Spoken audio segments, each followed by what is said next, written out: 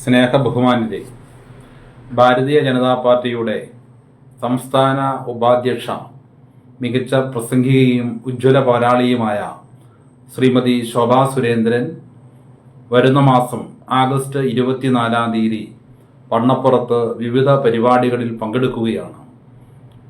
സംസ്ഥാന, ജില്ലാ, മണ്ഡലം നേതാക്കന്മാർ പങ്കെടുക്കുന്ന പരിപാടികളാണ് ആസൂത്രണം ചെയ്തിട്ടുള്ളത്.